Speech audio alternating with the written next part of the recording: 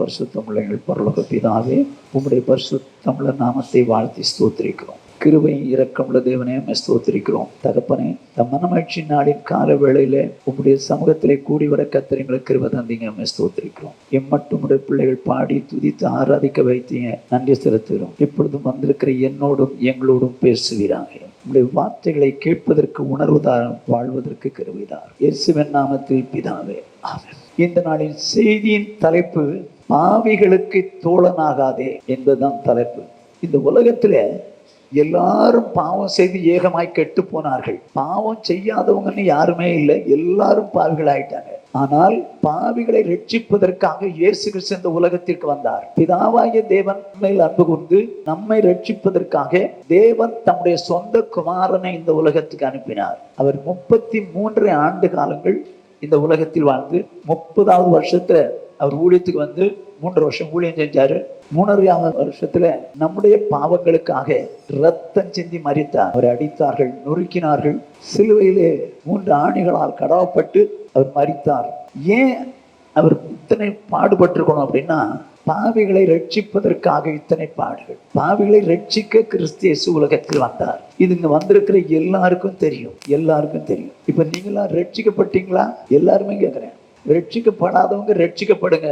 நீங்க ரட்சிக்கப்படலைன்னு வச்சுங்க, அவர் வந்ததுனால உங்களுக்கு நோக்கம் நிறைவேறலைன்னு அர்த்தம். சரியா? இப்ப பாவிகளை ரட்சிக்க வந்தார். ரட்சிக்கப்படுறதுனா என்னன்னு இயேசு சொன்னார்.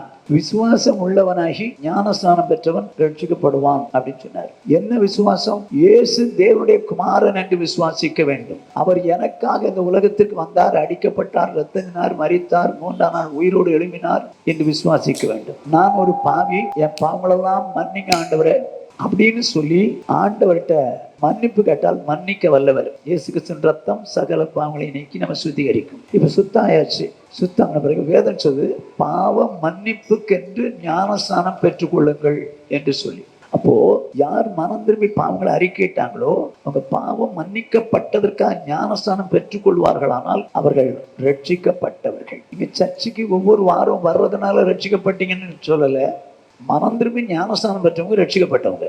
ரட்சிக்கப்பட்டவங்களை வேதம் என்ன சொல்லுது? ரட்சிக்கப்பட்டவங்களை அவர் அனுதினமும் சபையிலே கொண்டு வந்து சேர்த்தார் என்று சொல்லி அப்போஸ்தலர் 2:47 இருக்கு. ரட்சிக்கப்பட்ட உடனே எங்ககிட்ட எல்லாம் ஆண்டவர் சொல்லி தரணும், உங்களை உடனே அனுப்பிச்சிருப்போம். பிதா குமாரன் பரிசுத்தாவின் நாமத்திலே உங்களுக்கு ஞானஸ்தானம் கொடுக்குறேன்னு சொல்லி 2 நிமிஷம் தண்ணிக்குள்ள வச்சுட்டா போதும், நீங்க போயிட்டே இருப்பீங்க.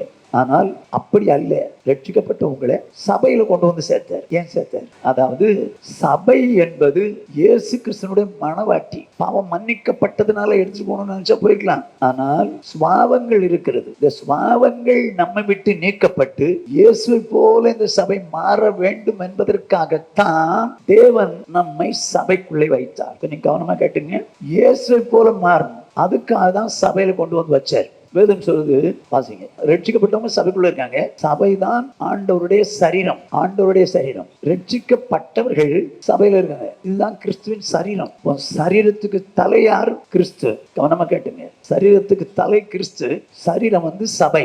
வேதம் என்ன சொல்லுது? எபேசியர்கள் 4வது அதிகாரம் 11வது வசனம். மேலும் நாம் அனைவரும் தேவனுடைய குமாரனை பற்றி விசுவாசத்திலும் அறிவிலும் ஒருமைப்பட்டவர்களாகி கிறிஸ்துவினுடைய நிறைவான வளர்ச்சியின் அளவுக்கு தக்க பூரண புருஷர் ஆகும் வரைக்கும். என்ன சொல்லுது? நான் கிறிஸ்துவின் நிறைவான வளர்ச்சியின் பூர்ண புருஷாகும். நாம யார சொல்லுது? சபையார சொல்லுது. சபையார் கிறிஸ்து எப்படி பூர்ணப்பட்டவராகோ அப்படி பூர்ணமான வளர்ச்சிக்கு சபை வந்தே ஆகணும். அதுக்குதான் சபைக்குள்ள வச்சாரு. சபை பூர்ணமாக்கப்படணும். இப்ப நீங்க ரட்சிக்கப்பட்ட ஞானஸ்நானம் நான் பரலோகத்துக்கு போயிருவேன், இயேசு வந்தா பறப்பேன்னு சொல்லலாம் நீங்க நினைச்சீங்கன்னா தப்புட்டீங்கன்னு அர்த்தம். சபை பூர்ணத்துவத்தை அடைந்தே ஆகணும். அப்படின்னு அர்த்தம் என்ன? கிறிஸ்துவ நிறைவான வளர்ச்சி, இயேசுவை போல நிறைவான வளர்ச்சி வேணுமா? இப்போ இயேசு எப்படிப்பட்டவராயிருந்தால் அவருடைய குணாதிசயங்கள் வேதத்தில் உண்டு. அத்தனையும் நம்ம வாழ்க்கையில் நிறைவேறும்படி வேதத்தை வாசிச்சு வாசிச்சு வாசிச்சு அதன்படி வாழும்போது அவருடைய நிறைவான வளர்ச்சிக்கு போகலாம். நான் இன்னைக்கு ஒரு சப்ஜெக்டை மட்டும் எடுக்கிறேன். அவருடைய கேரக்டர் ஒண்ணு மட்டும் எடுக்கிறேன். அது நம்முடைய சபைக்கு வரணும். அவருடைய கேரக்டர் நம்முடைய சபைக்கு வரணும். என்ன வேதம் என்ன சொல்லு? எபிரேயருக்கு 7வது அதிகாரம் 26வது வசனம். பரிசுத்தரும் குற்றமற்றவரும் மாசில்லாதவரும் பாவிகளுக்கு விலகினவரும் வானங்களிலும் உயர்ந்தவருமா இருக்கிற இவ்விதமான பிரதான ஆசாரியரே நமக்கு ஏற்றவராயிருக்கிறார். இவ்விதமான பிரதான ஆசாரியர்னா இயேசு கிறிஸ்து குறித்து வந்தது. அவர் பரிசுத்தர், குற்றமற்றவர், மாசு இல்லாதவர், பாவிகளுக்கு விலகினவர். இன்னைக்கு இந்த சப்ஜெக்டை குறித்து நான் பேச விரும்புறேன். இயேசு எப்படிப்பட்டவரா? பாவிகளுக்கு விலகினவர். அப்போ கிறிஸ்துவின் வளர்ச்சி நமக்கு வரணும்னா என்ன பண்ணணும்? பாவிகளுக்கு விலகணுங்க. பாவிகளுக்கு விலகணும். இயேசு இந்த உலகத்தில் இருந்தபோது பாவிகளோடு கூட உட்கார்ந்து சாப்பிட்டார். இயேசு இந்த உலகத்தில் இருந்தபோது பாவிகளுக்கு உபதேசித்தார். இயேசு இந்த உலகத்தில் இருந்தபோது பாவிகளுக்காக உயிரை கொடுத்தார். ஆனால் வேதம் என்ன சொல்லுது? இந்த இப்படிலாம் இருந்த போதிலும் அவர் எப்படிப்பட்டவராக இருந்தார்? பாவிகளுக்கு விலகி இருந்தார் என்று எழுதியிருக்கிறது. அருமையான சகோதரனே, சகோதரியே, அந்த கிறிஸ்துவின் வளர்ச்சி உனக்கும் எனக்கும் வரணும். அப்படின்னா நீங்களோ நானோ பாவிகளுக்கு விலகினவர்களாக இருக்க வேண்டும். பாவிகளுக்கு விலகி அவங்க வீட்டுக்கு போக கூடாதுன்னு நான் சொல்ல மாட்டேன். அவங்க வீட்டுல சாப்பிடக்கூடாதுன்னு நான் சொல்ல மாட்டேன். ஆனா ஆண்டோட வசனங்கள் உங்களுக்கு முன்னால் வைக்கப்பட்ட சாப்பாடுல இது படைக்கப்பட்டதுன்னு சொன்னாங்கன்னா அவங்களுடைய வார்த்தைக்காக நீங்க சாப்பிடாதீங்க, அவங்களுக்கு உபதேசம் பண்ணுங்க. ஆனால் பாவிகளுக்கு விலகியாக, பாவிகளுக்கு விலகியாக. எப்படி பாவிகளுக்கு விலகி இருக்கிறவளா இருக்கணுங்க? நான் எப்படின்னு சொல்றேன், ஆண்டவருடைய விருப்பத்தை பாருங்க. லேவியராகமம் 20வது அதிகாரம் 26வது வசனம். கர்த்தராகிய நான் பரிசுத்தராய் இருக்கிறபடினாலே நீங்களும் எனக்கு ஏற்ற பரிசுத்தவான்களா இருப்பீர்களாக. என்ன சொல்றாரு? கர்த்தராகிய நான் பரிசுத்தராய் இருக்கிறபடினாலே நீங்களும் எனக்கு ஏற்ற பரிசுத்தவான்களா இருப்பீர்களாக சொல்லிட்டு, நீங்கள் என்னுடையவர்களா இருக்கும்படிக்கு உங்களை மற்ற ஜனங்களை விட்டு பிரித்து எடுத்தேன். கர்த்தருக்கு மகிமை உண்டாகட்டும். என்ன சொல்றாரு? நீங்கள் என்னுடையவர்களா இருக்கும்படிக்கு. நீங்களும் நானும் கிறிஸ்துவனுடையவர்கள். அதை என்ன சொல்றாரு? நீங்கள் என்னுடையவர்களா இருக்கும்படிக்கு மற்ற ஜனங்களை விட்டு பிரித்து எடுத்தேன். அப்படின்னா கிறிஸ்து உடையவர்கள் பிரித்தெடுக்கப்பட்ட வாழ்க்கை வாழ்கிறவர்களா இருக்கணும். எகிப்திலிருந்து இஸ்ரவேலரை ஏன் பிரிச்சாரு? அவருடையவர்களா இருப்பதற்கு. எகிப்தில் வச்சிருக்கலாமே, இல்ல, அங்க இருக்கக்கூடாது என்று பிரித்து விட்டார். அவங்களுக்கு மத்தியில் இருக்கக்கூடாது என்று பிரித்து விட்டார். பிரித்தெடுக்கப்பட்ட ஒரு வாழ்க்கை அந்த காலத்துல இருந்திருக்கு. இப்பொழுதும் சொல்றாரு, வாசிங்க 2 கொரிந்தியர், நீங்கள் என்னுடையவர்களா இருக்கும்படிக்கு மற்ற ஜனங்களை விட்டு நான் உங்களை பிரித்து எடுத்தேன். அப்போ மற்ற ஜனங்களை விட்டு நானும் நீங்களும் பிரித்தெடுக்கப்பட்ட ஒரு வாழ்க்கை வாழணும். சும்மா எல்லாரோடையும் சேர்ந்துட்டு நானும் தான் வாழ்றேன்னு சொல்ல முடியாது. வாசிங்க 2 கொரிந்தியர் 6வது அதிகாரம் 14 இருந்து 16 வரைக்கும். அந்நிய நுகத்திலே அவிசுவாசிகளுடனே பிணைக்கப்படாதிருப்பீர்களாக. கொஞ்சம் கவனமா கேட்டுவாங்க. அந்நிய நுகத்திலே அவிசுவாசிகளுடன் பிணைக்கப்படாதிருப்பீர்களாக. நீதிக்கும் அநீதிக்கும் சம்பந்தம் ஏது? நீதிக்கும் அநீதிக்கும் சம்பந்தம் இல்லை. ஒளிக்கும் இருளுக்கும் ஐக்கியம் ஏது? ஒளிக்கும் இருளுக்கும் ஐக்கியம் இல்லை. இதெல்லாம் விளங்குதா என்னன்னு? அப்படின்னா கிறிஸ்தவங்களுக்கு அவிசுவாசிகளோட ஐக்கியம் கிடையாதுன்றாரு. கிறிஸ்துவுக்கும் பேலியாளுக்கும் இசைவேது. அவிசுவாசியுடனே விசுவாசிக்கு பங்கு ஏது? சரி. தேவனுடைய ஆலயத்துக்கும் விக்கிரகங்களுக்கும் சம்பந்தம் ஏது? நான் அவர்களுக்குள்ளே வாசம் பண்ணி, அவர்களுக்குள்ளே தேவ ஜனங்களுக்குள்ளே நான் வாசம் பண்ணி அவர்களுக்குள்ளே உலாவி அவர்கள் தேவனா இருப்பேன், அவர்கள் என் சின்னங்களா இருப்பார்கள் என்று தேவன் சொன்னபடி நீங்கள் ஜீவனுள்ள தேவனுடைய ஆலயமா இருக்கிறீர்களே. இப்ப நீங்களும் நானும் ஜீவனுள்ள தேவனுடைய ஆலயம். நமக்குள்ள வாசம் பண்றாரு, இருக்கிறார். எல்லாம் கொஞ்சம் கவனமா கேட்டுங்க. சொல்லிட்டு என்ன சொல்றாரு பாருங்க. ஆனபடியால் கொஞ்சம் இதை புரிஞ்சுங்க. ஆனபடி ஆகையினாலே நீங்கள் அவர்கள் நடுவிலிருந்து புறப்பட்டு, எவர்கள் நடுவிலிருந்து? அவிசுவாசிகளின் நடுவிலிருந்து புறப்பட்டு பிரிந்து போய் அசுத்தமானதை தொடாதீர்கள் என்று கர்த்தர் சொல்லுகிறார். என்ன சொல்றாரு? நீங்க அவங்க நடுவிலிருந்து புறப்பட்டு பிரிந்து போங்க. பிரிந்து போய் அது என்ன அசுத்தமான தொடுறது? அது என்னங்க அசுத்தமான தொடுறது? அவர்கள் நடுவிலிருந்து பிரிந்து போய் போங்கன்னு சொன்ன பரவாயில்ல, அசுத்தமான தொடாதீர்கள் சொல்லிட்டு என்ன சொல்றாரு பாருங்க. இப்ப அசுத்தமான தொடாதீர்களுக்கு அர்த்தத்தை சொல்றேன். இப்போ சொல்றாரு அடுத்த வசனம். அப்பொழுது நல்லா புரிஞ்சுங்க பிரதர் சிஸ்டர், நல்லா புரிஞ்சுங்க. அப்பொழுது எப்பொழுது?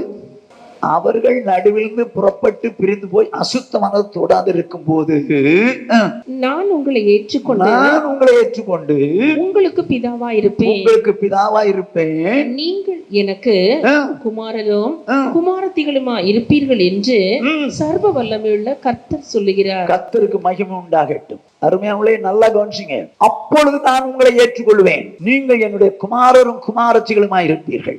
எப்போ? பிரிந்த பிறகு அசுத்தமானது தொடாத. ஏன்? அதாவது அவிசுவாசிகளோடு கூட நீங்க போகும்போது அவிசுவாசிகள் தங்களுடைய காரியங்களை பேசுவாங்க, கொள்ளுவாங்க, எல்லாம் செய்வாங்க. நீ அவங்களோட சேர்ந்தேன்னு வச்சுக்க, அவங்க புத்தி வந்துடும். நீ அசுத்தமான தோற்றாத, அவங்க சொல்றாங்கன்னா அதை இதையும் செஞ்சிடாத, அவங்கள விட்டு பிரிந்து வா. நீ பிரிந்து வந்தால் மட்டுமே நான் உனக்கு பிதாவா இருப்பேன். அவிசுவாசிகளோட ஐக்கியம் வைக்காதன்றாரு. ஐக்கியம் வைக்காத. அதனால நம்ம அவங்கள விட்டு விளையணும், ஓடிடணும் அப்படிங்கிறது சொல்லல. அவங்க வீட்டுல சாப்பிடலாம், ஆனா அவங்களோடு கூட ரொம்ப மிங்கிள் ஆகாதீங்க. அவிசுவாசிகளோடு கூட ரொம்ப மிங்கிள் ஆனீங்கன்னு வச்சுங்க, நீங்க அவங்களுடைய காரியத்தை தொற்றுவீங்க, அசுத்தமானதை தொற்றுவீங்க, அவங்க சொல்ற காரியத்தை செய்வீங்க. அப்ப ஆண்டவர் சொல்ற, நோ, உங்களை நான் ஏத்துக்க மாட்டேன், நான் உங்களை ஏத்துக்க மாட்டேன். நீ அவங்கள விட்டு பிரிஞ்சு அவன் சொல்ற அசுத்தமான காரியத்தை சொல்லாத, அப்ப நான் ஏத்துக்கிறேன். அருமையானவர்களே, நல்லா கவனிச்சுங்க. இன்னைக்கு விசுவாசிகள் பலர் அவிசுவாசிகளோடு கூட ரொம்ப மிங்கிள் ஆயிட்டீங்க, ரொம்ப அட்டாச் ஆயிட்டீங்க, ரொம்ப சேர்ந்துட்டீங்க. அவங்களோடு கூட ரொம்ப பழகணும், போகணும், வரணும், எனக்கு ரொம்ப பிரியுங்க, என் ஃப்ரெண்டுங்க, என் சொந்தக்காரங்க, அதனால அவங்களோடு கூட இருக்கணுங்க. ரட்சிக்கப்பட்டவங்க, அவங்க ரட்சிக்கப்படாதவங்க கிட்ட உங்களுக்கு என்ன வேலை? என்ன வேலை? ஒண்ணும் போய் வசனம் சொல்லு, இல்ல அவங்கள விட்டு பிரிந்து வா, அப்படிதான் சொல்லுது வசனம். நீ அவங்களோட இருந்தா அவங்க அசுத்தமான காரியத்தை பேசுவாங்க, அதை தொட்டுட்டு வந்துருவேன். எவ்வளவு நேரம் அவிசுவாசிகளோடு கூட ஐக்கியமா இருக்கீங்க? எவ்வளவு நேரங்க உட்காந்துருக்கீங்க அவங்களோட? ஒரு சயின்டிஸ்ட் ஒருத்தர் இருந்தாராம், ஒரு சின்ன புக்லெட்ல ரொம்ப வருஷத்துக்கு முன்னால் வாசித்தது. இந்த சயின்டிஸ்ட் விசுவாசி, அவங்களுக்கு ஒரு பையன், வாலிப பையன், அவனும் ஒரு விசுவாசி. ஒரு நாள் அவன் சொல்றான் அவங்க அப்பாட்ட, அப்பா, நான் என் ஃப்ரெண்ட்ஸோட ஒரு ஃபங்க்ஷனுக்கு போறேன். உடனே அவர் கேட்கிறாரு, அவன் ஃப்ரெண்ட்ஸ் விசுவாசிகளா அவிசுவாசிகளா அப்படின்னு கேட்கிறாரு. அவன் சொல்றான், அவிசுவாசிகள்ப்பா. அப்படின்னா நீ போகக்கூடாது, நீ போகக்கூடாது. ஏன்பா? நீ அவங்களோட சேர்ந்து அவன் புத்தி தாண்டா வரும், அவங்கள கரைப்பட்டுருவேன் அப்படின்னு. இல்லப்பா, அப்படிலாம் செய்ய மாட்டேன். என்ன பண்ணனாராம், நெருப்பு கறி இருக்குல்ல, கறி கறி கறி கட்டாது, அந்த கறியை அவன் கையில அள்ளி கொடுத்தாராம். அள்ளி கொடுத்தது அவன் வாங்கிட்டான், கையில வாங்கிட்டான். கொஞ்ச நேரம் கழிச்சு கீழே போடுனாராம். இப்ப கையின கரிப்பா இருக்கு. என்னப்பா இப்படி பண்ணிட்டீங்கன்னு கையில அதை சட்டை எடுத்து விட்டான். சட்டை கரைப்பட்டுருச்சு. இதாண்டா சொன்னேன், இதுதாண்டா சொன்னேன். உன் நண்பன் அவிசுவாசியா இருந்தால் அவனால் நீ கரைப்படுவாய், நீ கரைப்படுவாய். கறி இப்ப அது பட்ட உடனே கரையாயிடுச்சா? அதைத்தான் நான் உன்கிட்ட சொல்றேன், அவங்களோட கூட நீ போகக்கூடாது. அந்த பையன் சொல்லிட்டான், நான் சரிப்பா, நான் போகல.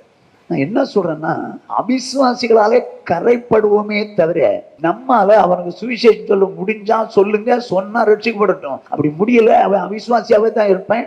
ஆனா நீ உனக்கு ஃப்ரெண்ட்ஷிப் எனக்கு வேணும்னு சொன்னா நீ அப்படிப்பட்டவங்களோடு கூட ஐக்கியம் கொள்ளாத, அப்படிப்பட்டவங்களோடு கூட ஐக்கியம் கொள்ளாத, அவங்கள விட்டு விலகி போ. சும்மா அவங்க வீட்டோடு உட்காந்துக்கிட்டு வேண்டியது, அவங்க பேச வேண்டியதெல்லாம் பேசுறதெல்லாம் பேசி கேட்க வேண்டியது, கேட்டுட்டு அப்படின்னு ஐயா, அவங்களுடைய வார்த்தையினாலே நீ என்ன பண்ணப்பட்ட கரைப்படுத்தப்பட்டாய். வேதம் என்ன சொல்லுது? அவர்கள் நடுவிலிருந்து புறப்பட்டு பிரிந்து போய் அசுத்தமானதை தோடாதே. அப்படின்னா அவன் பேசின பேச்சில் உள்ள அசுத்தம், அவன் செய்த செய்கையின் அசுத்தம், இதெல்லாம் உன் வாழ்க்கை வரக்கூடாது. அப்படி இருந்தால் இப்பொழுது நான் உங்களை ஏற்றுக்கொண்டு உங்களுக்கு பிதாவாக இருப்பேன், நீங்கள் எனக்கு பிள்ளைகளாக இருப்பேன். அருமையானவர்களே, நல்லா கவனிச்சிங்க. இயேசு பாவிகளுக்கு விலகி இருந்தார், மாற்றமே கிடையாது. அதே போல விசுவாசிகளும் பாவிகளுக்கு விலகி இருக்க வேண்டும், அவிசுவாசிகளுக்கு விலகி இருக்க வேண்டும். அவங்களோட மிங்கிளாகி நேரத்தை போக்கலாம் கொள்ளலாம்னு சொல்லி நீங்க கணக்கு போடாதீங்க, தப்பு கணக்கு, தப்பு கணக்கு. அவங்களோடு கூட ஐக்கியப்படாதீங்க. சரி, இப்ப பார்ப்போம் வேதம் என்ன சொல்லுது. எண்ணாகம் 23வது அதிகாரம் 9வது வசனம். கன்மலை உச்சியில் இருந்து நான் அவனை கண்டு குன்றுகளில் இருந்து அவனை பார்க்கிறேன். அந்த ஜனங்கள் ஜாதிகளோட கலவாமல் தனியே வாசமாயிருப்பார்கள். அந்த ஜனங்கள் எந்த ஜனங்கள்? இஸ்ரவேல் ஜனங்கள். அதைத்தான் சொன்னார், அவர்கள் என்னுடன் இருக்கும்படிக்கு நான் மற்ற ஜனங்களை விட்டு பிரித்து எடுத்தேன். சோ எகிப்திலிருந்து பிரித்து எடுத்தது எதற்காக? அவருடைய ஜனங்களா இருப்பதற்கு. அந்த ஜனங்கள் எப்படி இருக்காங்களாம்? இவன் பீலையா மலை உச்சியிலிருந்து பார்க்கிறான் இஸ்ரவேல் ஜனங்களை. அந்த ஜனங்கள் எப்படி இருக்கிறாங்களாம்? ஜாதிகளோடு கலவாமல் தனியே வாசமாயிருப்பார்கள். ஜாதிகளோடு கலவாமல் தனியே வாசமாயிருப்பார்கள். அருமையானவர்களே, நல்லா கவனிச்சுங்க. நானும் நீங்களும் கர்த்தருக்குரியவர்கள். ஜாதிகளோடு கூட கலவாமல் தனியா இருக்கிற அளவுக்கு நம்ம வாழ்க்கை இருக்கணும்.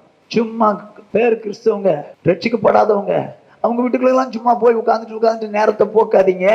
நீங்க அவங்களால தீட்டுப்படுவீங்க, அப்பொழுது உங்களை ஏத்துக்க மாட்டாரு. இப்போ நான் 2 உதாரணம் சொல்றேன், நல்லா கவனிச்சுங்க. நீதிமொழிகளின் புஸ்தகம் 13வது அதிகாரம் 20வது வசனம். ஞானிகளுடைய சஞ்சரிக்கிறவன் ஞானமடைவான், ம். மூடருக்கு தோழனோ நாசமடைவான். சரி, இப்போ இங்க வேதம் என்ன சொல்லுது?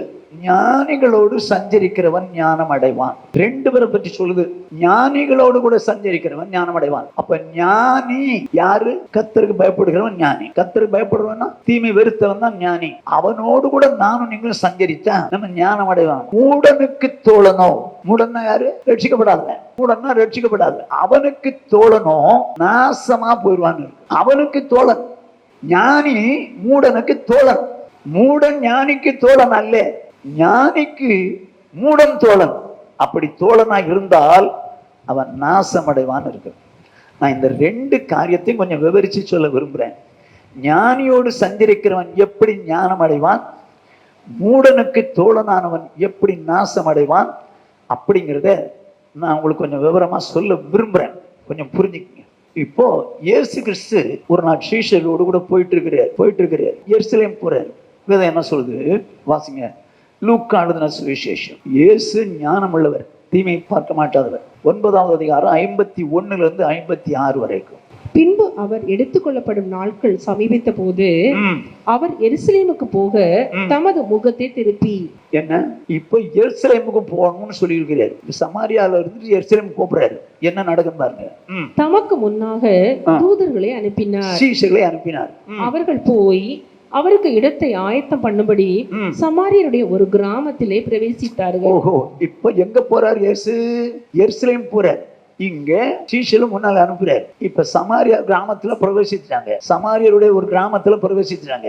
என்ன நடக்குதுன்னு பாருங்க. அவர் எருசலேமுக்கு போக நோக்கமா இருந்தபடியினால் அவ்வூரார் அவரை ஏற்றுக்கொள்ளவில்லை. சமாரியாவிலே இருப்பாருன்னா ஏத்துக்குப்பாரு. ஆனால் இவர் எங்க போகணும்னு நோக்கமா இருக்கிறாரு? எருசலேமுக்கு போகணும்னு நினைக்கிறாரு. எங்க ஊர் வழியா போகணும்னு நினைக்கிறாரு. நாங்க ஏத்துக்க முடியாதியா? இந்த ஊர்ல அவரை ஏத்துக்க முடியாது அப்படின்னு சொல்லி அவரை வெறுத்தாங்க. உடனே நடக்கிற சம்பவத்தை பாருங்க. அவருடைய சீஷராகிய யாக்கோபும் யோவானும் அதை கண்டபோது, ஆண்டவரே, எலியா செய்தது போல வானத்திலிருந்து அக்கினி இறங்கி இவர்களை அழிக்கும்படி நாங்கள் கட்டளையிட உமக்கு சித்தமா என்று கேட்டார்கள். என்ன கேக்குறாங்க? இப்போ இவன் நினைச்சிருந்தா அக்னி இறக்கி அழிச்சிருக்கலாமா? முடியுமா? முடியாதா? முடியும். ஆனா ஆலோசனை கேட்கறாங்க இயேசுவிடத்துல. அருமையான சகோதரனே, உனக்கு சூழ்நிலை வரும்போது ஆண்டவர்ட்ட ஆலோசனை கேடு.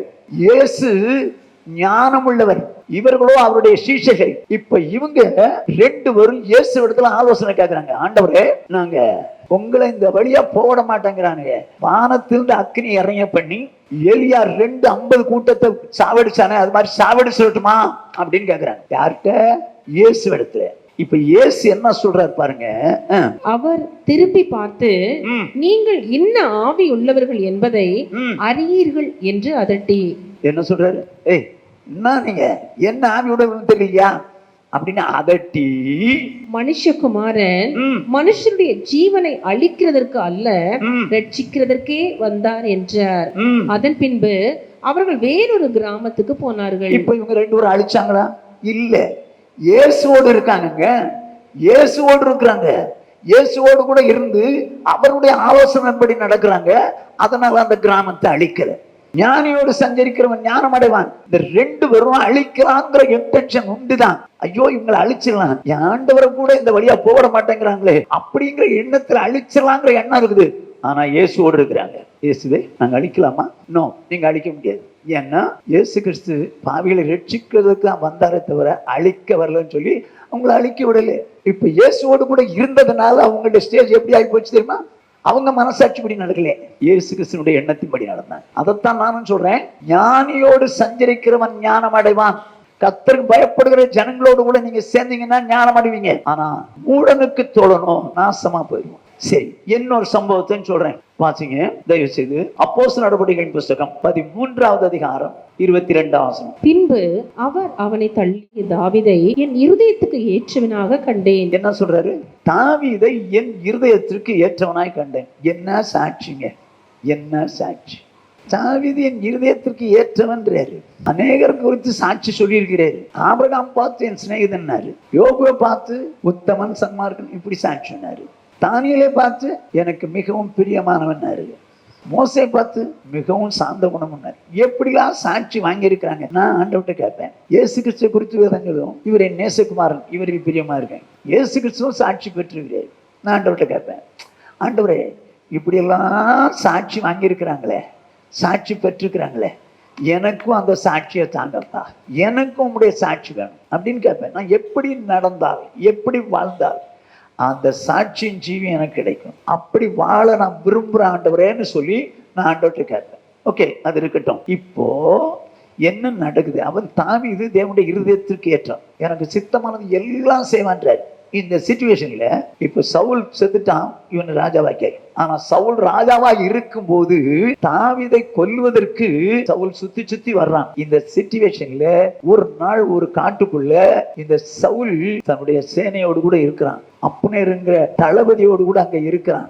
ஈட்டியை குத்திட்டு ரதத்து பக்கத்துல அங்க படுத்திருக்கிறான். நடக்கிற சம்பவத்தை பாருங்க. 1 சாமுவேல் 26 7-11 வரைக்கும். அப்படியே தாவீதும் அபிசாயும் ராத்திரியிலே அந்த ஜனங்களுக்குள்ளே வந்தார்கள். இதோ எந்த ஜனங்களுக்குள்ளே? சவுல் இருக்கிற அந்த ஏரியாவுக்கு வந்துட்டாங்க. சவுல் ரதத்து பக்கத்துல ஒரு ஈட்டியை குத்தி வச்சுட்டு அங்க படுத்திருக்கிறான். அப்னேரும் படுத்திருக்கிறான்.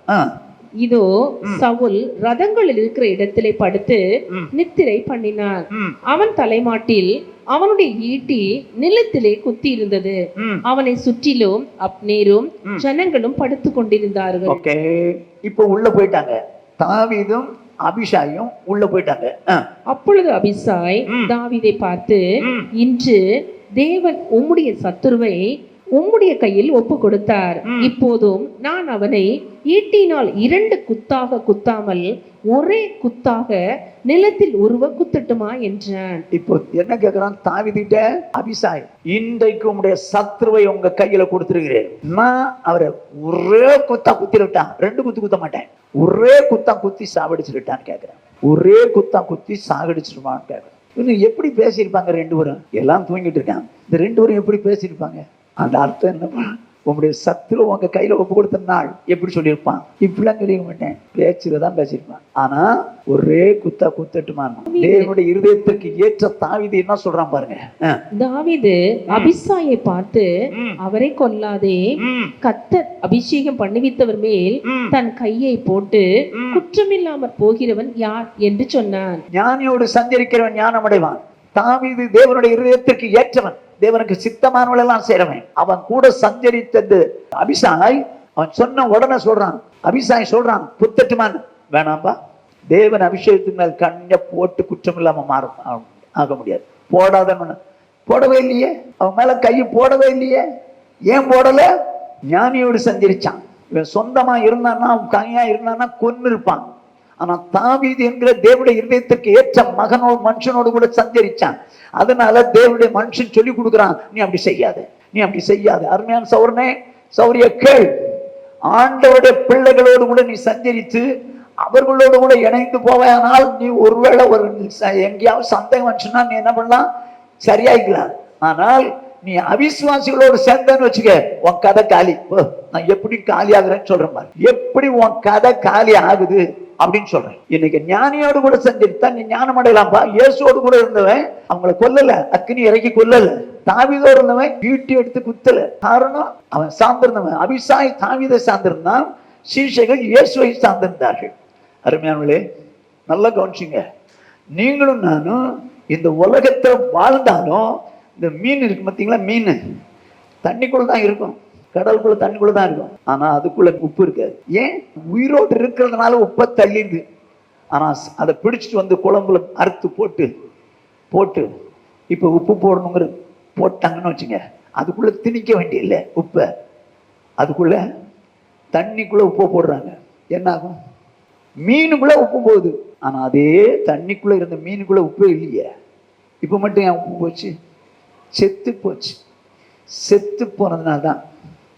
அப்படியே அருமையானவர்களே, நீங்களும் நானும் இந்த உலகத்துல பாவம் நிறைஞ்சு உலகத்துல வாழ்ந்துட்டு இருக்கிறோம். ஆனா உங்க வாழ்க்கை பாவம் இல்லாம வாழணும்னா நல்லா கவனிச்சிங்க. ஞானிகளோடு கூட மட்டும் சஞ்சரிங்க, அவிசுவாசிகளோடு சஞ்சரிக்காதீங்க. அவிசுவாசியோடு சஞ்சரித்தா என்ன நடக்கும்னு சொல்லட்டுமா? அதையும் சொல்லிட்டுமா வாசிங்க. ஞானிகளோடு சந்திக்கும் ஞானம் அடைவான், மூடனுக்கு தோழனோ நாசம் அடைவான். எப்படி நாசமாகறான்னு சொல்றேன் பாருங்க, வாசிங்க. நீதிமொழிகள் 22, 24, 25. கோபக்காரனுக்கு தோழனாகாதே, உக்கிரமுள்ள மனுஷனோடே நடவாதே. அப்படி செய்தால் நீ அவனுடைய வழிகளை கற்றுக்கொண்டு உன் ஆத்துமாவுக்கு கண்ணியை வருவிப்பாய். என்ன சொல்றாரு? கோபக்காரனுக்கு தோழனாகாதே, உக்கிரமுள்ள மனுஷனோடு நடவாதே. அப்படி செய்தால் அவனுடைய காரியத்தை கற்றுக்கொண்டு என்ன ஆயிடுவ? ஆத்மாவுக்கு கண்ணியை வருவிப்பாய். சோ இப்போ ரட்சிக்கப்படாதவங்களோடு கூட ஐக்கியப்பட்டீங்கன்னா உங்க ஆத்மாவுக்கு கண்ணி வந்துடும். நான் எப்படின்னு ஒரு 3 உதாரணம் சொல்றேன். ஓகே, மத்தேயு எழுதின சுவிசேஷம் ஏன் அவங்களோடு கூட பொல்லாதவங்களோடு கூட ஐக்கிய கூடாது? 12வது அதிகாரம் 33வது 34வது வசனம். மரம் நல்லதென்றால் அதன் கனியும் நல்லதென்று சொல்லுங்கள், மரம் கெட்டது என்றால் அதன் கனியும் கெட்டதென்று சொல்லுங்கள். மரமானது அதன் கனியினால் அறியப்படும். விரியன் பாம்பு குட்டிகளே, நீங்கள் பொல்லாதவர்களாய் இருக்க நலமானவைகளை எப்படி பேசுவீர்கள்? இருதயத்தின் நிறைவினால் வாய் பேசும். யாரை விரியன் பாம்பு குட்டினாரு? யார சொன்னாரு? தேவ ஜனங்கள் அல்லாதவங்கள சொன்னாரு. விரியன் பாம்பு குட்டிகளே, நீங்க எப்படி நல்லதை பேசுவீங்க? நீங்க பொல்லாதவங்க எப்படி நல்லதை பேசுவீங்க அப்படின்னா பொல்லாதவன் நல்லது பேச மாட்டாங்க, பொல்லாத காரியம் தான் பேசிக்கிட்டே இருப்பான், பொல்லாத காரியம் தான் பேசிட்டு இருப்பான். என்னுடைய நண்பன் ஒருவன் உண்டு, வாலிப பிராயத்துல நானும் அவனும் வெரி க்ளோஸ், ரொம்ப திக்கஸ்ட் ஃப்ரெண்ட்ஸ். அப்படி இருக்க நான் திருச்சிக்கு வந்து ரட்சிக்கப்பட்ட பிறகு நான் ஊருக்கு போன நேரத்துல அந்த நண்பனுக்கு சுவிசேஷம் சொல்லலாம் அப்படின்னு சொல்லி அவனுக்கு சுவிசேஷம் சொல்லும்படி, அவன் பேர் ஜான் ஜெஸ்பாதம். எப்பா இப்படியே வாழ்ந்தா எப்படி? பாவிகளை ரட்சிக்க இயேசு வந்தாருடா, நம்ம ரட்சிக்கப்படணும் அப்படின்னு சொல்லி சொன்னேன். என்ன புதுசா பேசுற? பழைய காலத்து கதையை பேசுறான்றான். அவன் பொல்லாதவன், அவன் என்ன பேசுவான்? பழைய காலத்து கதையை பேசணும். ஒரு தடவைக்கு 2 தடவை போனேன், அவன் அதே தான் பாடினான். அதுக்கப்புறம் நான் அவனுடைய ஃப்ரெண்ட்ஷிப்பே கட் பண்ணிட்டேன். 50வது வயதுல அவன் மெஸ் பியூட்டிஷியன், 50வது வயதுல ஹார்ட் அட்டாக் வந்து இறந்துட்டான். கடைசி வரைக்கும் அவன் ரட்சிக்கப்படலை. ஆனா என்னுடைய ஃப்ரெண்ட்ஷிப்பை அவன் இருந்து கட் பண்ணிட்டேன். ஏன்னா அவன் உலகத்தான். ஆண்டவர் சொல்றாரு, பொல்லாதவள் விரியன் பாம்பு குட்டிகளே, நீங்கள் பொல்லாதவளா இருக்க நலமானதை எப்படி பேசுவீர்கள்? ரட்சிக்கப்படாதவன், அவன் பொல்லாதவன் எப்படி நல்லது பேசுவான்? பரிசுத்தமானதை பேசுவான்? எப்படி பேசுவான்? அவங்கிட்ட போய் குலாவிக்கிட்டு இருக்கீங்களே. வேதம் என்ன சொல்லுது? 1 யோவான் 4வது அதிகாரம் 4வது வசனம். பிள்ளைகளே, நீங்கள் தேவனால் உண்டாயிருந்து அவர்களை ஜெயித்தீர்கள். ஏனெனில் உலகத்தில் இருக்கிறவனிலும் உங்களில் இருக்கிறவர் பெரியவர். அவர்கள் உலகத்துக்குரியவர்கள் ஆகையால் உலகத்துக்கு உரியவைகளை பேசுகிறார்கள், உலகமும் அவர்களுக்கு செவி கொடுக்கும். என்ன சொல்றாரு? அவர்கள் உலகத்துக்குரியவர்கள் என்னதான் பேசுவாங்க? உலகத்துக்கு உரியதான் பேசுவாங்க. அவர்கள் உலகத்துக்குரியவர்கள், உலகத்துக்குரியவளை பேசுவார்கள், உலகமும் அவர்களுக்கு. ஆனா நீங்களும் நானும் உலகத்தார் அல்லவே. நம்ம உலகத்தார் அல்ல. உலகத்தாரோடு கூட நீ சேர்வாயானால் உலகத்துக்கு காரியத்தை தான் நீ பேசுவேன், அவங்க காரியத்தை தான் கத்துக்கிட்டு வருவேன். கெட்டது சீக்கிரம் மற்றவங்களை பிடிக்குங்க, நல்லது பிடிக்காது. யோசித்து பாரு, உன் நண்பன் யாருன்னு பாரு, உன் சிநேகிதி யாருன்னு பாரு. சொந்தக்காரங்களோடு கூட, அவிசுவாசியான சொந்தக்காரங்களோடு கூட அதிகமா ஐக்கியம் கொண்டு உட்கார்ந்துருக்கான் பார். யோசித்து பார். நீ சொந்தக்காரன் அவிசுவாசியா இருந்தவனை விட்டு விலகு. ஆனா என்ன நினைப்பு? ஐயோ அவன் ரொம்ப ரொம்ப நல்லவன், பொல்லாதவன்னு சொல்றாரு ஆண்டவர். நீங்க பொல்லாதவர்களா இருக்கும்போது நலமானதை எப்படி பேசுவீங்க என்று. ஞானிகளோடு சந்திரிக்கும் ஞானம் அடைவான், மூடனுக்கு தோழனோ நாசம் அடைவான். எப்படி நாசம் அடைகிறான் பாருங்களேன். இன்னொரு வசனத்தை சொல்லிட்டு அதுக்கப்புறம் போறேன். நீதிமொழிகளின் புத்தகம் 19வது அதிகாரம் 27ஆம் வசனம். என் மகனே, அறிவை தரும் வார்த்தைகளை விட்டு விலகச் செய்யும் போதகங்களை நீ கேளாதே. என்ன சொல்றாரு ஆண்டவரு? என் மகனே, என் மகளே, உனக்கு தேவனை குறித்ததான அறிவை தரும் வார்த்தைகளை விட்டு விலக செய்யற வார்த்தைகளை கேட்காது என்று. தேவனை குறித்த அறிவை தருகிற வார்த்தைகளை யார் சொன்னாலும் கேட்டுங்க, ஆனால் அந்த வார்த்தைகளை விட்டு விலக செய்யற எந்த வார்த்தையும் கேட்காத. தேவனுடைய காரியங்களை விட்டு விலக பண்ற எந்த காரியத்தை நீ கேட்காத என்று. இப்போ மூடனுக்கு தோழன் நாசமா போவான். எப்படி நாசமாகறான்னு ஒரு 2 உதாரணத்தை வாசிங்க. 2 சாமுவேல் 13வது அதிகாரம் 1-6. இதற்கு பின்பு தாவீதின் குமாரனாகிய அப்சலோமுக்கு தாமார் என்னும் பேருள்ள சௌந்தரியமுள்ள ஒரு சகோதரி இருந்தாள். அவள் மேல் தாவீதின் குமாரன் அம்னோன் மோகம் கொண்டான். இப்போ தாவீதுக்கு நிறைய மனைவிகள் உண்டு. ஒரு மனைவியினுடைய மகன் அம்னோன், ஒரு மனைவியினுடைய மகள் தாமார். தாமார் ரொம்ப அழகா இருக்கிறார். அன்னைக்கு அவங்க அடுத்த தாயினுடைய பிள்ளையை கட்டிக்கலாம். இப்போ அவர் ரொம்ப சௌந்தரியம் உள்ளவன். என்ன மோகம் கொண்டானா அம்னோன், அவன் மேல மோகம் கொண்டானா. தன் சகோதரியாகிய தாமாரை நிமித்தம் ஏக்கம் கொண்டு வியாதிப்பட்டான். ஐயோ, அவன் மேல இருந்த ஏக்கத்தினால என்ன ஆயிட்டானா, வியாதியே வந்துச்சு. என்ன மாதிரி ஆளாந்திருப்பான். சரி, வியாதிப்பட்டான். அவள் கன்னியாஸ்திரியா இருந்தாள். அவளுக்கு பொல்லாப்பு செய்ய அம்னோனுக்கு வருத்தமாய் கண்டது. ரொம்ப நல்ல மனுஷங்க. கன்னியாஸ்திரியா இருந்தாள் அர்த்தம், கல்யாணம் ஆகாதவளா இருந்தாள். அம்னோனுக்கு தாவீதுடைய தமையன் சிமியாவின் குமாரனாகிய யோனதாப் என்னும் பேருள்ள ஒரு சிநேகிதன் இருந்தான். யோனதாப் என்று பேருள்ள ஒரு சிநேகிதன் இருந்தான். எங்க, யாருக்கு யார் சிநேகிதன்? அம்னோனுக்கு யோனதாப் சிநேகிதன். யோனதாவுக்கு அம்னோன் சிநேகிதன் போல, அம்னோனுக்கு யோனதாப் சிநேகிதன். இப்ப இவன் தான் தேவனுக்கு பயப்படுறவன். இவன் போய் அவனோடு கூட சிநேகம் வச்சிருக்கான். கவனமா காட்டுங்க. அந்த யோனதாப் மகா தந்திரவாதி. ஐயோ, மகா தந்திரவாதி. அந்த யோனதாப் மகா தந்திரவாதி. ஃப்ரெண்ட் யாருன்னு பாருங்க. அம்னோனுக்கு ஃப்ரெண்ட் யாருன்னு பாருங்க. மகா தந்திரவாதியாகிய யோனதாப் வச்சுக்கலாமா? இவனும் தேவனுக்கு பயப்படுறவன். அவன் ஃப்ரெண்ட் யாரு? மகா தந்திரவாதி. அவன் இவனை பார்த்து, ராஜகுமாரனாகிய நீ நாளுக்கு நாள் எதினாலே இப்படி மெலிந்து போகிறாய், எனக்கு சொல்ல மாட்டாயா என்றான். அதற்கு அம்னோன், என் சகோதரன் அப்சலோமின் சகோதரி ஆகிய தாமாரின் மேல் நான் ஆசை வைத்திருக்கிறேன் என்றான். அப்பொழுது யோனதாப் அவனை பார்த்து, நீ வியாதிக்காரனை போல உன் படுக்கையின் மேல் படுத்துக்கொள். தந்திரவாதி சொல்ற ஆலோசனை கேட்டுங்க. அவனோ தேவனுக்கு பயப்படுறவன், இவன் தந்திரவாதி. என்ன சொல்றான்? நீ வியாதிக்கார மாதிரி படுத்துக்க, உன்னை பார்க்கிறதற்கு உன் தகப்பனார் வரும்போது. சரி, வாசிச்ச நேரம் உங்க அப்பா வருவாரு உன்னை பார்க்கறதுக்கு. அப்படி வரும்போது நீ ஒண்ணு செய், தாமார் கையினால ஏதாவது ஆகாரம் ப்ரிப்பேர் பண்ணி எனக்கு கொடுக்க சொல்லுங்கப்பா அப்படின்னு கேளு. உங்க அப்பா அவளை அனுப்புவார். அனுப்புனா அவ வந்து பணியாரம் சுட்டு உன் கையில கொடுக்கும்போது நீ அவளை கெடுத்துடுறான்லாம். எங்க, அம்னோன் நல்லவங்க, அம்னோன் நல்லவன். ஆனா யோனதாப் அம்னோனுக்கு ஃப்ரெண்டு. என்ன ஆலோசனை கொடுக்கலாம் பாத்தீங்களா? மூடனுக்கு தோழன் அம்னோன். நடந்ததுன்னு அவங்க அப்பாட்ட அப்படியே கேட்டான். அவங்க அப்பாவும் சரின்னு சொல்லி அவளை அனுப்புனாரு. பணியாரம் கொடுக்குறேன்னு சொல்லி கிட்ட வரும்போது, எல்லாம் வெளியே போங்கடா அப்படின்னு தான் கூட இருந்த காவலர்கள் எல்லாம் வெளியே அனுப்பிச்சு அவளை கெடுத்தான். ஆனா முதல்ல கெடுக்கணுங்கிற எண்ணம் வரலையே அவனுக்கு.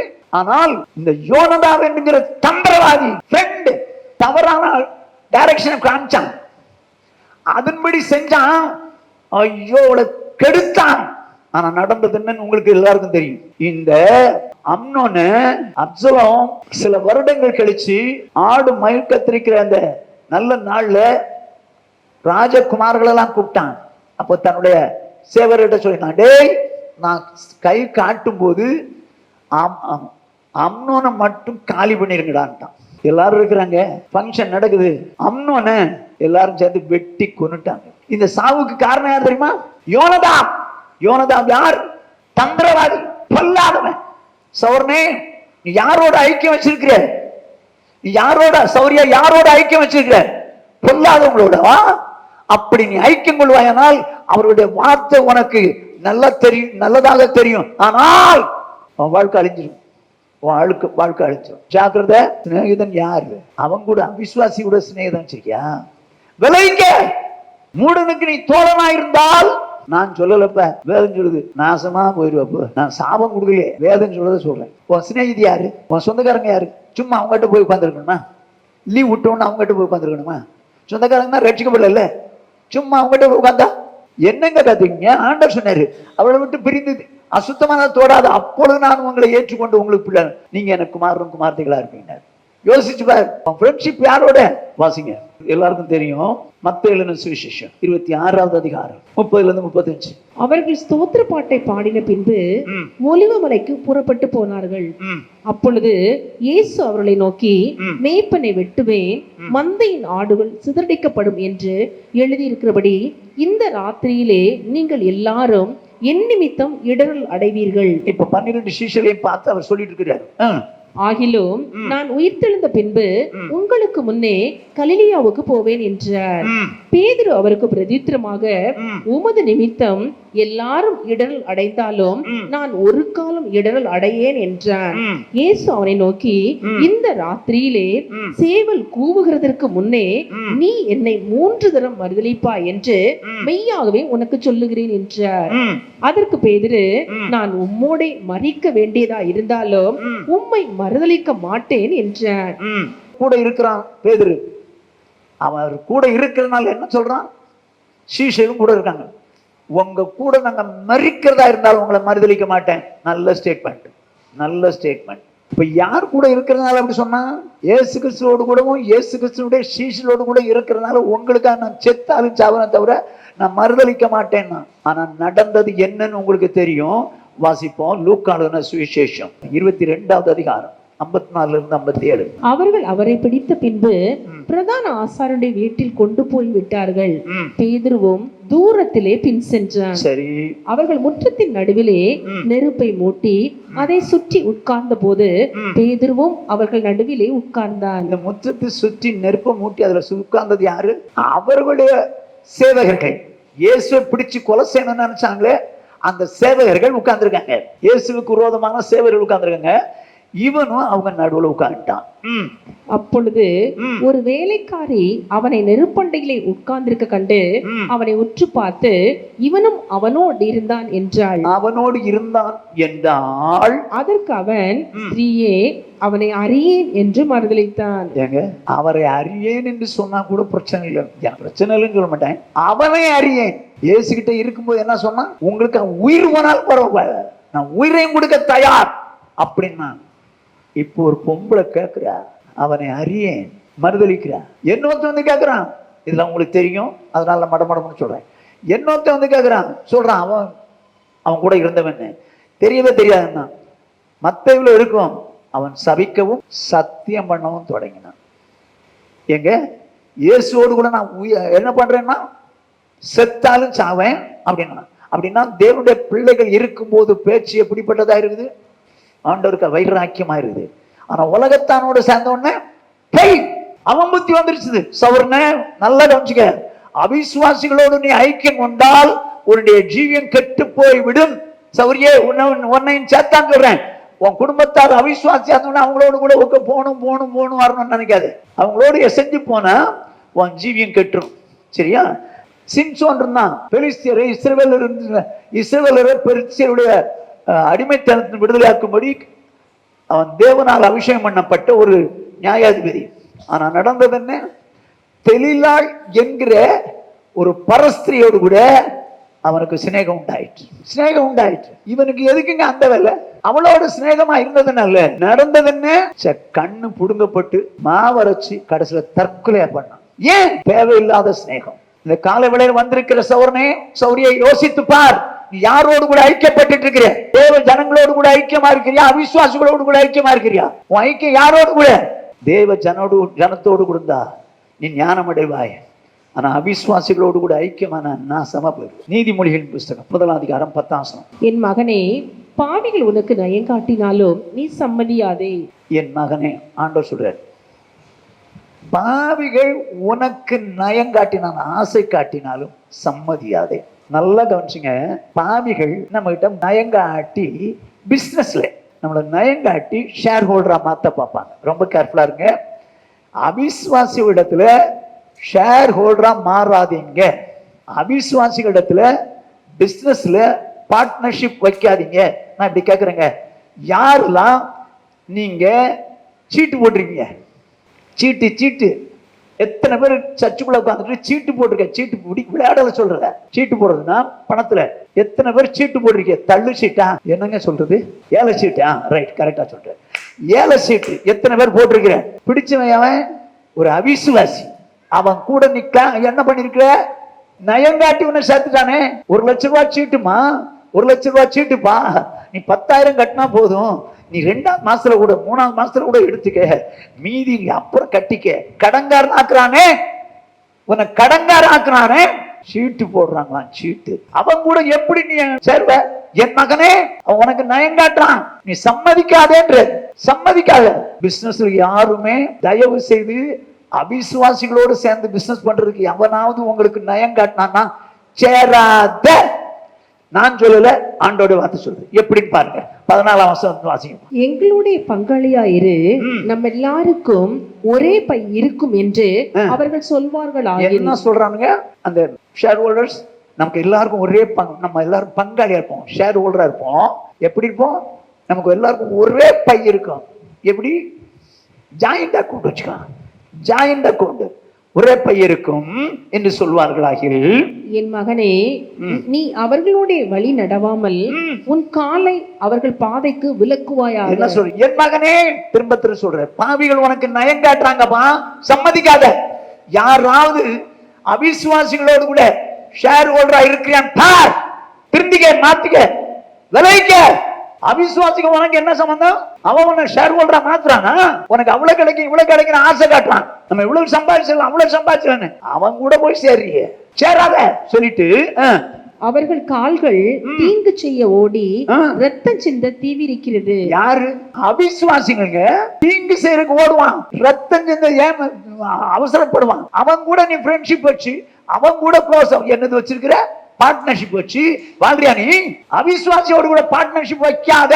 அவங்க ரத்தம் சிந்தறதுக்கு ஓடுறாங்க, தீவிரிக்கிறாங்க. சொல்லிட்டு எவ்வகையான பட்சியானாலும் சரி. இப்ப உதாரணம் சொல்றாரு பாருங்க. அதன் கண்களுக்கு முன்பாக வலையை விரிப்பது விருதா. என்னது? எவ்வகையான பட்சியானாலும் அது கண்ணுக்கு முன்னால வலையை விரிச்சா என்ன ஆகுதுங்க? வேஸ்ட் தானே. அப்ப அது கண்ணுக்கு முன்னால வலையை விரிக்க மாட்டான், தெரியாம விரிப்பான்.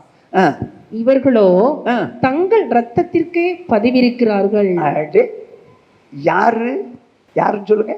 அவிசுவாசி உங்களை கூப்பிடுறான், அவன் தங்கள் ரத்தத்திற்கே பதிவு இருக்கிறார்கள், தங்கள் பிராணனுக்கே ஒளி வைத்திருக்கிறார்கள். உன் பிராணனுக்கே ஒளி வச்சிருக்கான்.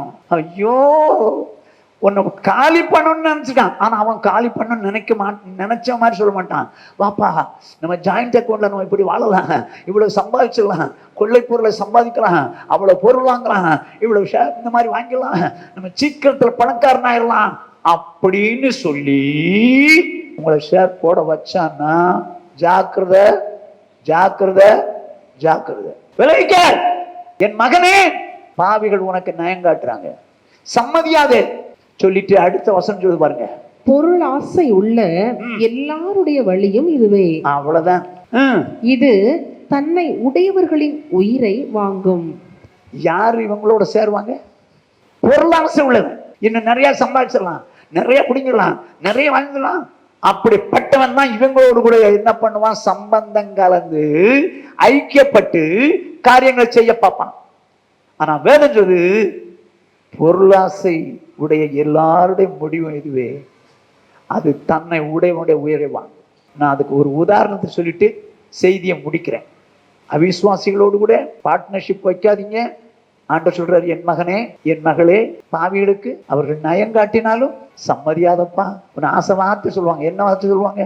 நிறைய சம்பாதிக்கலாம், நிறைய சேர்த்தலாம், நிறைய அள்ளிக்கலாம் அப்படிலாம் சொல்லுவாங்க. நீ ஆசைப்பட்டு அவங்களோடு கூட இணையாதேன்றார், இணையாதன்றார். இப்போ ஒரு மனுஷன், தேவனுக்கு பயந்த ஒரு மனுஷன், அவன் வேற ஒருத்தனோடு கூட ஐக்கியம் கொள்றான், ஆசைப்பட்டு காரியம் செய்யறான். அவன் முடிவை உங்களுக்கு சொல்றேன், வாசிங்க. 2 நாளாகமம் 17வது அதிகாரம் 3வது 4வது வசனங்கள். கர்த்தர் யோசபாத்தோடு இருந்தார். அவன் பாகால்களை தேடாமல் தன் தகப்பனாகிய தாவீது முன் நாட்களில் நடந்த வழிகளில் நடந்து. யோசபாத் கர்த்தரோடு இருந்தான் சொல்லவில்லை, கர்த்தர் யோசபாத்தோடு இருந்தார். எங்க எவ்வளவு பெரிய பாக்கியம். நான் சிஎம்மோடு இருந்தேன்னா அது ஒன்றும் பெருசு இல்லை, ட்ரெயின்ல போகும்போது கூட இருந்திருப்பேன். ஆனா சிஎம் ஏன் கூட இருந்தாருன்னா அது ஒரு மதிப்பு. ஆனா வேதம் என்ன சொல்லுது?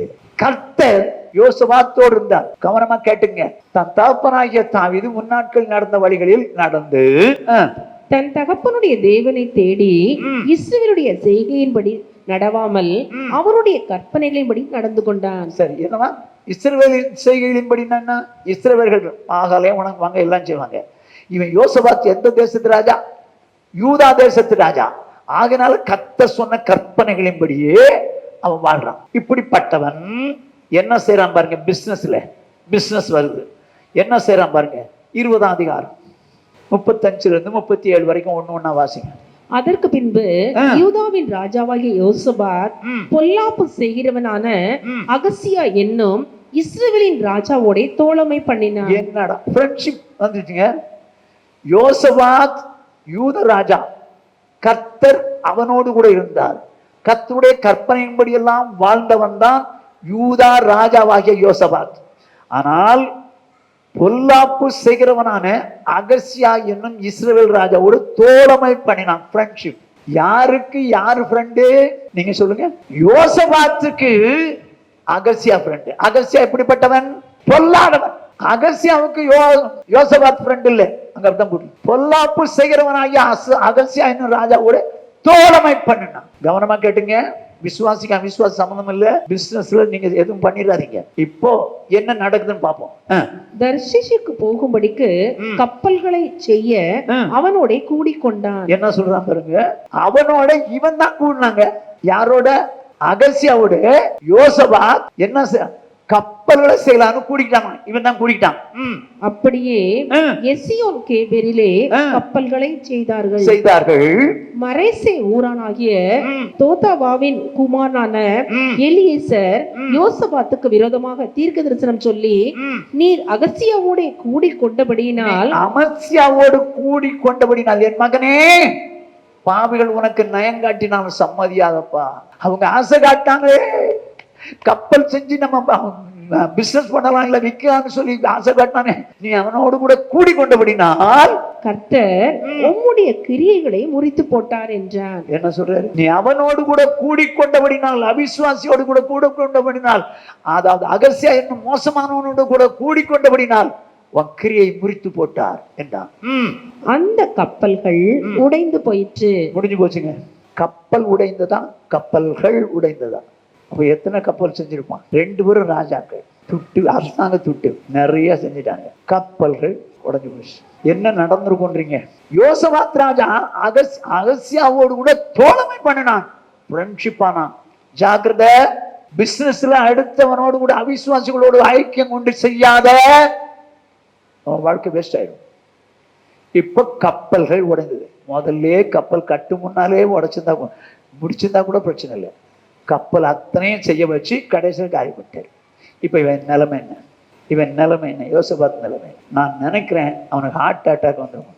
மொத்தமும் போச்சா? அதனால என்ன நடந்ததுன்னு அடுத்த வசனம் பாருங்க. யோசபாத் தன் பிதாக்களோட நித்திரை அடைந்து. கதை முடிஞ்சு போச்சா? யோசபாத் தன் பிதாக்களோடு கூட நித்திரை அடைந்தான். முடிஞ்சு போச்சுங்க. முந்தின வசனம் என்ன சொல்லுது?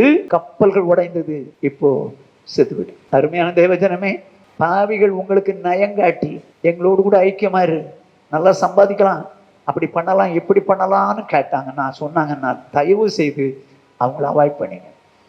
உங்க ஜீவன் தான் போகும், அவனுக்கு ஒன்றும் ஆகாது. உங்களுடைய கேபிட்டலையும் இழக்க வேண்டியிருக்கும், ஜீவனையும் இழக்க வேண்டியிருக்கும். என்ன செய்யலாம்? 3 காரியம் பார்த்தோம். தலைப்பு என்ன? இந்த செய்தியின் தலைப்பு பாவிகளோடு தோழமை கொள்ளாது. என்ன சொல்லலாம்? என்ன செய்யலாம்? இயேசுவோடு கூட இருந்தவங்க இயேசு சொன்னபடி வாழ்ந்துட்டாங்க. பாவியோடு இருந்தவன் அவன் சொன்னபடி வாழ்ந்து வேதனைக்கு உட்பட்டாங்க. இல்ல ஆண்டவரே, நான் இன்னைக்கு தீர்மானம் எடுக்கிறேன், நான் பாவிகளுக்கு விலகி இருக்க விரும்புகிறேன். ஆண்டவரே, அவங்களோடு சேர்ந்து அவங்க காரியத்தை கற்றுக்கிட்டு நான் வந்தேன்னா நான் அவங்களால தீட்டுப்படுவேன். ஆண்டவரே, நீங்கள் எனக்கு தேவனாக இருக்க மாட்டீங்க, நான் தீட்டுப்பட்டேன், நான் தேவனை விட்டு விலகிறேன். வேண்டாம் ஆண்டவரே, நான் அப்படி தீட்டுப்பட மாட்டேன். ஆண்டவரே, அவங்கள விட்டு விலக விரும்புகிறேன். ஆண்டவரே, என்னை மனப்பூர்வமாய் அவிசுவாசியுடைய ஐக்கியத்தை விட்டு, ஒருவேளை என் குடும்பமாக இருக்கலாம், என் சொந்தக்காரங்களா இருக்கலாம், ஆண்டவரே என் நண்பனாக இருக்கலாம், என் சிநேகிதியாக இருக்கலாம், அவிசுவாசியாக இருப்பார்களானால் இன்னைக்கு ஒரு தீர்மானம் எடுக்கிறேன், அவங்கள விட்டு நான் விலகி வாழ ஆரம்பிச்சு. அவங்களோடு நான் எசைஞ்சு போனா என் வாழ்க்கை ஆண்டவரே முடிஞ்சிருப்பா, அவங்கள மாதிரி ஆயிடுவேன். இயேசு பாவிகளுக்கு விலகி இருந்தாருங்க. சபை இயேசுவை போல வளரணும், பாவிகளுக்கு விலகி இருந்தார். இந்த காலவெளியிலே ஆண்டவரே, சபை இயேசுவை போல மாறணும், இயேசு போல நாங்கள் பாவிகளுக்கு விலகி இருக்க எனக்கு இருவதாக என்னை ஒப்பு கொடுக்குற ஆண்டவர். எல்லாரும் முழங்கால் படிக்கலாமா? எல்லாரும் முழங்கால் படிட்டு ஆண்டவர்கிட்ட கேட்கலாமா? ஆண்டவரே, பாவிகள் நயங்காட்டினாலும் நாங்கள் சம்மதிக்க மாட்டோம். ஆண்டவரே, பாவிகளோடு கூட எனக்கு ஐக்கியம் வேண்டாம். ஆண்டவரே, பாவிகளோடு கூட எனக்கு ஐக்கியம் வேண்டாம். அதோடு மாத்திரமல்ல ஆண்டவரே, என் தேவனே, பாவிகள் என்ன பிஸ்னஸ்ல நயங்காட்டி என்னை கூப்பிட்டாங்கன்னா அவங்களோடு கூட ஐக்கியப்பட மாட்டேன். இயேசு கிறிஸ்து பாவிகளுக்கு விலகி இருந்தார். அந்த கிறிஸ்துவின் நிறைவான வளர்ச்சி போகணும். நிறைவான வளர்ச்சி சபைக்கு வேணும்னா நீங்களும் நானும் இயேசுவை போல பாவிகளுக்கு விலகி இருக்கணும். உங்களுடைய ஐக்கியம் யாரோடு கூட இருக்கிறது? சௌரனே, உங்க ஐக்கியம் யாரோடு கூட இருக்கிறது? சௌரிய, உன்னுடைய ஐக்கியம் யாரோடு கூட இருக்கிறது? ஆண்டவரே, நான் உங்களோடு கூட உங்களுடைய பிள்ளைகளோடு கூட ஐக்கியப்பட விரும்புகிறேன்ப்பா. பாவிகள் எனக்கு ஆண்டவரை ஐக்கியம் கொள்ள வேண்டாம். நான் அவர்களை தோழமையாய் கொள்ள வேண்டாம் ஆண்டவரே. அவர்களை நான் தோழனாகவோ தோழியாகவோ கொள்ள மாட்டேன் ஆண்டவரே. என்னை ஒப்பு கொடுக்கிறேன் ஆண்டவரே. என் வாழ்க்கை ஒப்பு கொடுக்கிறேன் ஆண்டவரே. என்னை மனப்பூர்வமாக ஒப்பு கொடுக்குறேன். எல்லாம் வாயத்தரன்னு சொல்லி பார்ப்போம். ஆண்டவரே, நாங்கள் பாவிகளை விட்டு நாங்கள் விலகி வாழ்வதற்கு, இயேசு போல விலகி வாழ்வதற்கு எனக்கு கிருபை தருவீராக. இயேசு பாவிகளுக்கு விலகி இருந்தார். ஆண்டவரே, உம்மை போல என்னை மாற்றுங்கப்பா. உம்மை போல என்னை மாற்றுங்க ஆண்டவரே. நான் வாழ வாஞ்சிக்கிறேன். என் வாஞ்சி உங்ககிட்ட சொல்றேன். நீங்க பாவிகளுக்கு விலகி இருந்தது போல நானும் பாவிகளுக்கு விலகி இருந்து வாழ வாஞ்சிக்கிறேன். என்னை மனப்பூர்வமா ஒப்பு கொடுக்குற ஆண்டவரே. வந்து எல்லாரையும் ஆசீர்வதித்து சமானத்தோடு அனுப்புங்க ஆண்டவரே. இந்த மாதமெல்லாம் கர்த்தருடைய சமூகத்திலே உமக்கு முன்பாக நாங்கள் நடந்து கொண்டு உத்தமர்களாய் வாழ உதவி செய்யுங்க. எந்த நாளில் இயேசு கிறிஸ்து வந்தாலும் அவரை சந்திக்க எங்களை நீர் ஆயத்தப்படுத்துங்க. துதி, கனம், மகிமை எல்லாவற்றையும் மக்கே செலுத்துகிறோம். இயேசு கிறிஸ்து இன்ப நாமத்தில் வேண்டிக் கொள்கிறோம் ஜீவனுள்ள பிதாவே, ஆமென். என் ஆத்மா